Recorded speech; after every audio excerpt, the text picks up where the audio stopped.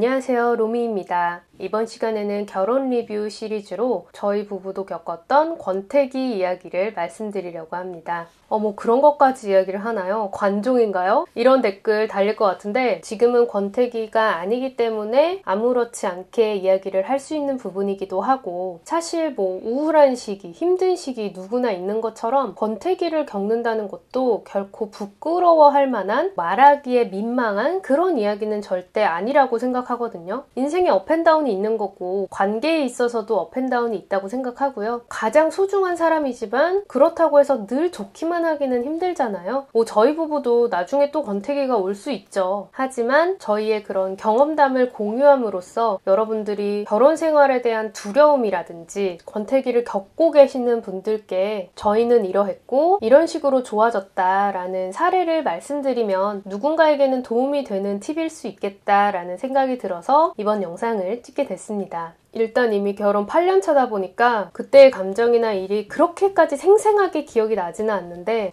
말하다 보면 또 날 것 같긴 한데 돈되기리기리 시간 탐험대를 떠난다고 생각하고 그때로 돌아가서 말씀을 드릴게요. 연애한 지 2년 좀 지나서 결혼을 했고요. 결혼을 하고 나서 처음에는 늘 부모님하고 같이 살았었거든요. 저는 한 번도 자취를 해본 적이 없는데 이렇게 나와서 남편하고 둘이 사는 게 너무 재밌더라고요. 보통 신혼 1년 동안은 소꿉장난하는 시기다 라고 많이들 이야기를 합니다. 실제로 저도 제 선택으로 가구를 고르고 집을 꾸미고 하는 게 너무 재밌더라고요. 저희도 첫 집은 저희 전세였음에도 불구하고 페인트 칠을 직접 했어요. 모서리, 창틀, 문 이런 데를 직접 페인트 칠을 했는데 그런 뭔가 판타지 같은 게 있잖아요. 뭔가 새로운 신혼집을 꾸미는데 페인트 칠을 하면 왠지 남녀가 막 눈이 맞아서 로맨틱할 것 같고 그렇게 생각을 하는데 실제로는 그 페인트가 아무리 무독성이라고 해도 하다 보니까 이 환각작용이 있어서 막 해롱해롱한 상태로 정말 힘들게 머리 아픈데 막 페인트 칠을 했던 기억이 나고요. 그 집에서 이제 1년 동안은 직접 요리도 해먹고 좀 재밌는 놀러도 많이 다니고 이제 부모님한테 막 외박해야 된다고 허락 안 맡아도 되니까 둘이 여행도 다니고 재밌게 살았던 것 같은데 1년이 좀 지나면서부터 본격적으로 권태기가 왔던 것 같아요. 그래도 아직 신혼인데 무슨 권태기가 와요? 라고 할 수 있는데 결정적인 이유는 저희 남편이 축구를 되게 좋아하거든요. 그래서 저희 결혼식 때 결혼 선언문을 읽는데 거기에 한 줄이 신부 김민지는 남편의 축구 사랑을 존중해주겠습니다. 그런 멘트가 또 있었어요. 근데 사실 연애 기간에는 조기 축구를 한 것도 아니고 그냥 TV만 봤지 직접 많이 뛰지는 않았거든요. 근데 이제 신혼집 바로 앞에 축구장이 있어서 이제 주말마다 토요일, 일요일 아침마다 조기 축구를 하러 나가게 됐습니다. 남편이 조기 축구를 하고 오면 다행히 술을 매번 먹는 그런 모임은 아니었는데 축구를 하고 오면 집에서 일단 아무런 기력이 없이 정말 축 늘어진 소파와 혼연일체 되어 있는 남편의 모습을 매일 보는 거예요. 근데 그걸 이해를 해줘야 되긴 하지만 어떻게 매번 그렇게 기력 없이 그냥 아무런 나에 대한 관심도 없이 축 늘어져 있고 매일 축구 잡지 보고 축구 동영상 보고 완전 이 사람은 나랑 결혼한 게 아니라 축구랑 결혼했나 봐 이런 생각이 들 정도였거든요. 축구는 축구대로 하고 저와의 관계는 나름 잘 했으면 괜찮은데 이제 남편은 집에서는 얌전히 그냥 소파에 앉아서 쉬는 게 좋아. 핸드폰 보고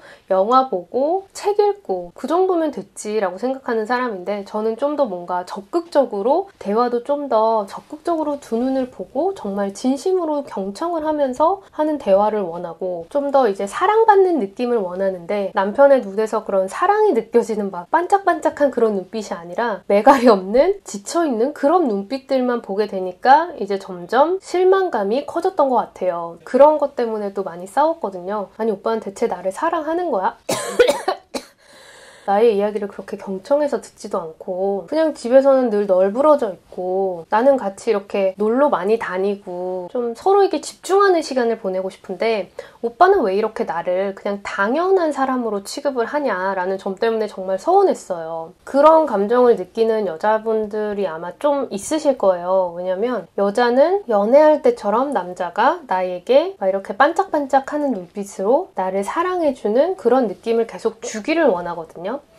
여자들은 가난한 남자랑은 살 수 있어도 사랑 못 받고는 못 산다 뭐 이런 말들도 있다고 들었는데 진짜인지 모르겠지만 뭐 남녀를 가르는 게 아니라 제 주위에 많은 여자들이 사랑받는 느낌을 되게 중시하는 것 같아요. 누군가가 나를 이렇게 사랑해주는 느낌? 내가 진짜 사랑받고 있구나 라는 느낌을 저는 아이를 낳기 전까지만 해도 자존감이 굉장히 낮았고 저의 그런 말투나 이런 것 때문에 오해를 산 것뿐이지 자존감이 높지는 않았거든요. 근데 그러다 보니까 상대방이 나에게 이렇게 사랑 표현을 해주고 좀 더 긴밀한 관계라는 느낌을 되게 갈구하는 그런 사람이었던 것 같아요. 근데 남편은 이제 사랑의 방식이 다른 거죠. 편안하게 집에서 같이 앉아서 책을 보는 게 사랑이야 라고 남편은 생각을 한 거였고 그래서 이제 점점점 좀 권태로워졌던 것 같아요. 근데 그 시기에 또 저는 회사에서 한창 재밌는 이제 후배들이랑 떠들고 놀고 마냥 웃고 이런 게 또 재밌더라고요. 회사 사람들이랑 친하게 지냈었고 그리고 남편에게 그런 축구에 대한 불만을 이야기를 해도 남편은 본인은 축구를 포기할 수 없다. 나는 축구를 안 하면 너무 우울해지고 축구가 내 삶에서 굉장히 큰 스트레스 해소 방법이기 때문에 이거를 포기하긴 힘들다라고 이야기를 하고 대신에 저한테도 이제 너만의 취미를 가져라. 혹은 우리 같이 할 수 있는 취미를 하자라고 하는데 제가 재밌어하는 취미는 남편이 별로 관심이 없는 분야여서 저도 이제 주말에 개인적인 취미를 하기 시작했어요. 그래서 했던 게 저는 승마도 했었고 뭐 양궁도 했었고 스쿠버 다이빙은 이제 여행 다닐 때 같이 했었는데 이런저런 활동들을 이제 주말에 하게 됐습니다. 결혼을 했는데 아이는 없고 취미생활은 각자 하고 이렇게 좀 지내다 보니까 약간 그렇게 사이가 좋지는 않은 그런 부부가 된 거죠. 근데 그렇다고 해서 뭐 우리가 사랑하지 않는다, 뭐 서로를 싫어한다, 뭐 헤어지고 싶다 그 정도는 아니었어요. 다만 이제 좀 서로가 원하는 바를 충족하지 못하니까 그걸로 인한 이제 관계가 소홀해져 가고 있었어요. 어떻게 보면 재밌는 시간이기도 했죠. 개인적으로는 각자 그런 권태로움들이 있고 또 서로 싸우는 방식들도 되게 미흡했죠. 근데 점점점 저희도 싸우는 방식을 서로가 갈등을 더 쉽게 잘 해결할 수 있게끔 그 방법들을 찾아갔고요. 제가 이제 원래는 또 유학을 가려고 저는 생각을 했었어서 유학학원도 다녔었고 근데 재밌더라고요 저는. 근데 그렇다고 또 남편을 두고 해외로 가기에는 또 너무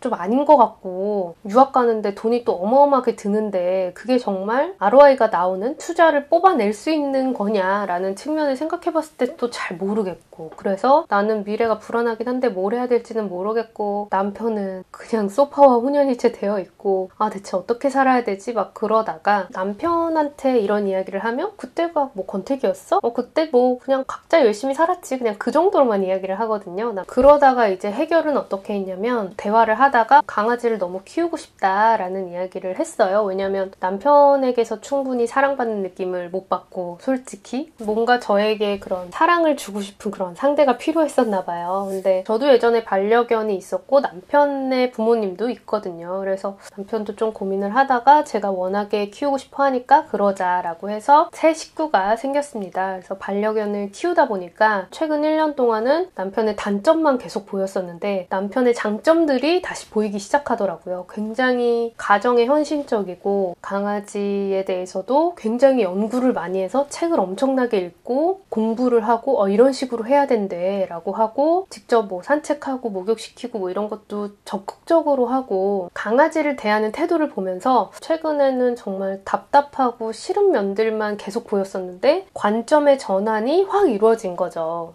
남편 입장에서는 그냥 원래 남편은 뭔가 하나에 꽂히면 그렇게 막 책을 많이 읽고 알아보는 사람인 거고 근데 저도 그 강아지가 너무 예쁘니까 집에 최대한 빨리 왔거든요. 그 당시에 운이 좋게도 좀 빨리 퇴근할 수 있는 분위기였고 그래서 그거를 몇 달 하니까 같이 또 강아지를 보면서 서로의 그런 소홀했던 면이 좀 더 돈독해지고 서로의 장점들을 다시 보기 시작한 거죠. 제가 말씀드리는 부분은 지극히 저의 관점이니까 저는 그 과정에서 남편을 또 새롭게 발견하게 된 거고 남편하고 사이가 점점 더 좋아지면서 물론 뭐 그 과정에서 싸우는 일들은 있었지만 적어도 권태로움은 완전히 해소가 된 거죠. 그러면서 이제 강아지를 중심으로 저희가 다시 묶였다가 특별히 아이를 빨리 갖고 싶다는 생각은 없었는데 애를 빨리 가져야 돼 그런 부담감은 없었거든요. 그런데 이제 저희 시아버님이 좀 아프셔서 가능하면 살아계실 때 손주를 보여드리는 게 좋겠다라는 생각이 들기도 했고 뭐 신혼도 이 정도면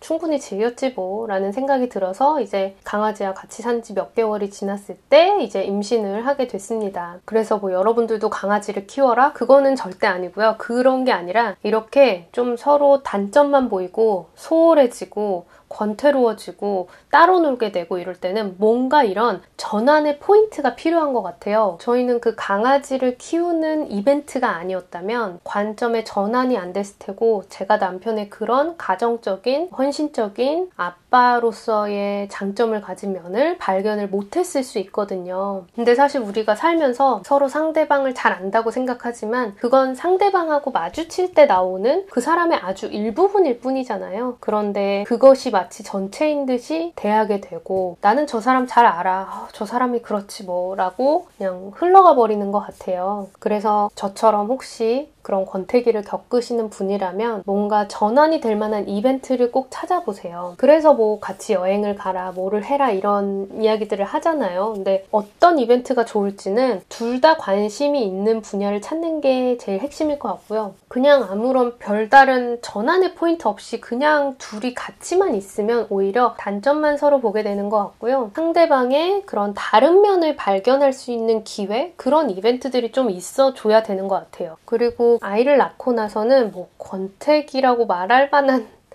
여유 자체가 없이 바쁘고 정신없이 지나가고요. 오히려 아이를 낳고 나서 남편하고의 사이도 훨씬 좋아진 것 같고 자존감이나 안정감이 더 커진 것 같아요. 그래서 예전에 저처럼 남편한테 확신도 없고 아이를 낳으면 여자만 손해라는데 그런 생각 때문에 또 아이를 낳을까 말까 하시는 분들이 있다면 물론 이것도 다 케바케이겠지만 오히려 아이를 낳고 더 나 자신을 사랑하게 되고 남편하고 사이가 좋아지는 케이스들도 꽤 있거든요. 근데 그 권태기 때의 방식을 지금도 좀 적용을 하고 있는 게 평일 저녁은 무조건 다 같이 보내는 시간이지만 주말 같은 경우에는 오전에 한 4시간 정도 남편의 자유시간을 주고 오후에 한 4시간 정도를 제 자유시간을 갖거든요. 아이가 낮잠 자는 시간도 있고 해서 이렇게 각자 자유시간을 조금씩 주니까 훨씬 서로 둘이 그리고 아이랑 있을 때 스트레스가 덜하고 본인이 하고 싶은 거를 이미 하고 나서 만나는 거니까 좀 더 즐겁게 대화할 수 있고 서로한테 집중하기에 오히려 더 좋더라고요. 근데 이거는 가치관의 차이여서 아이랑 부모는 꼭 다 같이 있어야 돼 라는 마인드인 분들도 꽤 있어요. 근데 그런 오히려 안 좋았던 경험에서 찾은 장점이 또 있는 거죠. 과거형이긴 하지만 저희에게 또 그런 위기가 없을 거다? 우리 가족은 완전 행복해요. 뭐 그런 말을 자랑을 하려는 게 아니라는 거. 혹시나 권태기 겪는 부부들의 사연을 듣고 결혼은 너무 무서운 거야. 결혼 어떻게 믿고 할 수 있어. 막 그렇게만 너무 생각하진 마세요. 이거는 아주 일부일 뿐인 거니까 이런 시기도 겪으면서 더 사이가 돈독해지는 거고 그때는 불만이 많았지만 그 과정을 거쳤어서 건강한 관계를 유지할 수 있는 것 같아요. 오늘의 결혼 리뷰는 지극히 개인적이고 안 좋았던 시기에 대한 거지만 전반적인 저의 결혼 리뷰 영상들을 보시면 아시겠지만 결혼 자체는 굉장히 저는 좋고 제가 정말 잘한 일이라고 생각하고 만족도가 높게 지내고 있고 저 자신을 더 사랑하게 됐고 더 안정감을 찾고 더 행복해졌어요. 그래서 결혼을 여자만 손해보는 거야? 남자만 손해보는 거야? 한국에선 안 하는 게 답이야? 너무 그렇게 생각을 안 하셨으면 해서 이 결혼 리뷰 시리즈들을 올리고 있습니다. 사람은 누구나 장단점이 있는 거고 내가 이 부분에 대해서 기대를 조금 하고 있긴 하지만 남편은 원래 이런 사람이니까 라고 생각을 하고 그 사람의 장점에 자꾸 집중하고 저도 당연히 단점이 있으니까 야 나도 부족한 사람이야 라고 자꾸 생각을 하면서 관계를 더 건강하게 괜한 것에 오해 사지 않고 중요한 거에 집중해서 지내다 보니까 이제 결혼 8년차가 됐네요. 잘 보셨으면 댓글 의견 부탁드리고요. 시청해주셔서 감사합니다.